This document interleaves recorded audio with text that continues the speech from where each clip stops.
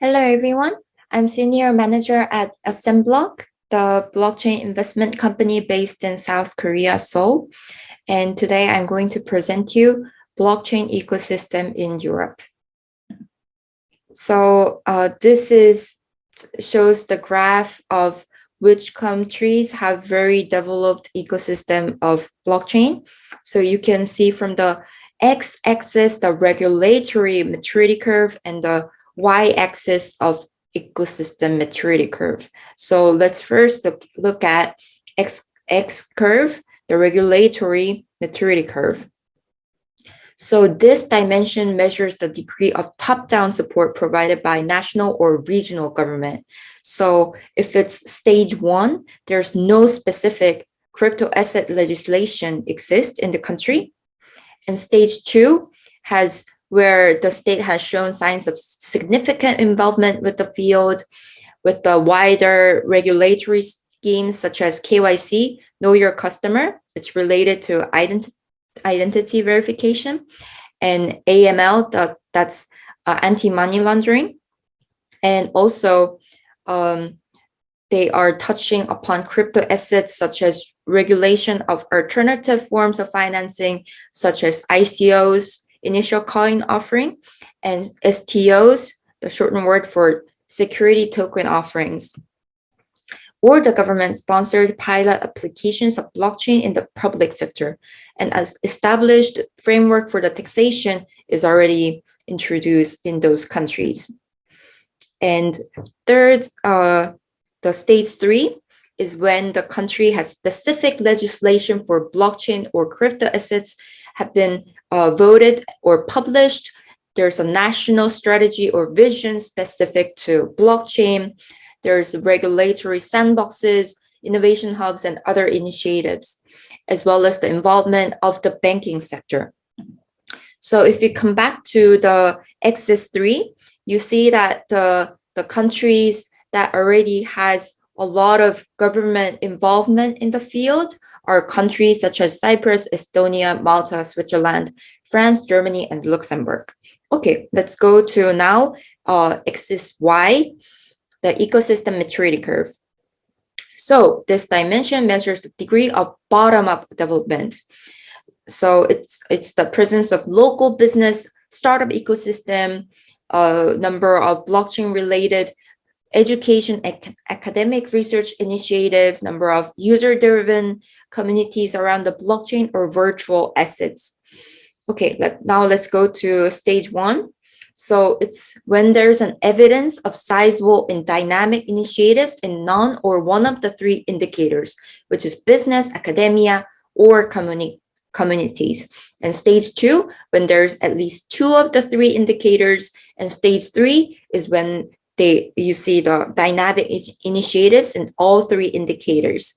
So now you see that this graph really shows the both axis of top-down approach and the bottom-up approach. Now we're going to look at the countries that already has stage 3 for both the regulatory and the ecosystem maturity curve. They are Cyprus, Estonia, Malta, and Switzerland. And now let's look at Malta. So Malta has been called the blockchain island because it's one of the first countries in the world to have a comprehensive regulatory regime for crypto assets since 2018 as part of country's national strategy. And Estonia has been one of the first European countries to work on crypto asset regulation, providing digital assets license to exchanges and custodial crypto asset wallet providers. And Cyprus is one of Europe's blockchain hotspots, and it's the first ever academic course and full degree on the subject offered by the University of Nicosia since 2014. Actually, looking for a lot of NFT reports, I found many articles were written by University of Nicosia.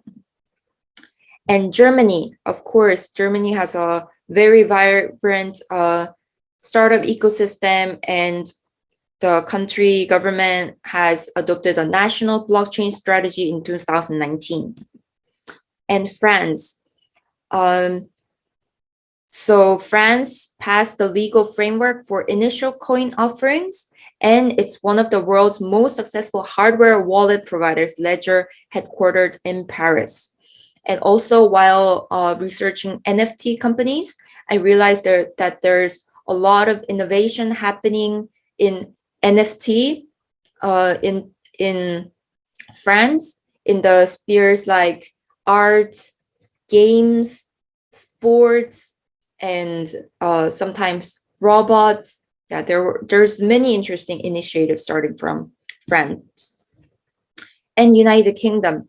So there's a Financial Conduct Authority's FCA digital sandbox. So it's actually stage 2 for UK on the regulatory maturity curve, and the ecosystem maturity curve is stage 3, where you see there's a huge initiative from the bottom up approach. And here the two countries marked red, Switzerland, UK, are not really European countries. Yeah, that's why it's marked red. And finally, Switzerland. In this presentation, I really focus on Switzerland.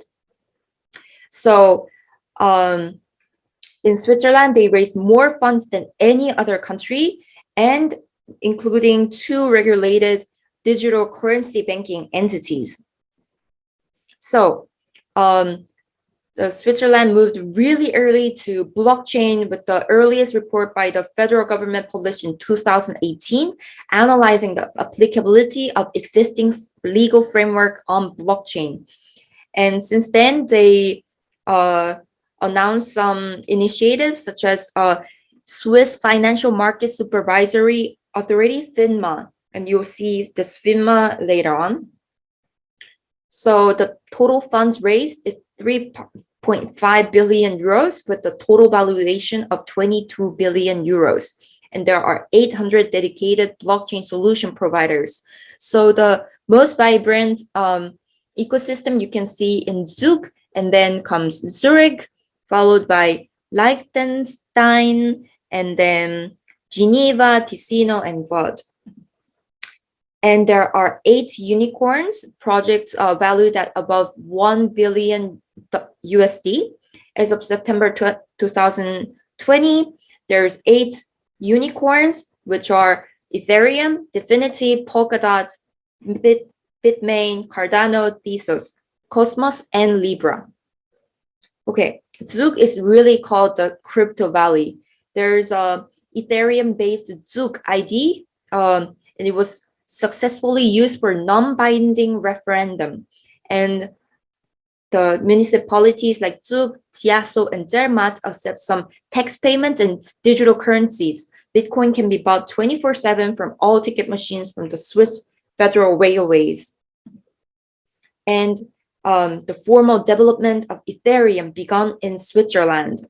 So the Ethereum Foundation is a non-profit organization that coordinates efforts to support the development of Ethereum, and they're currently based in Zug.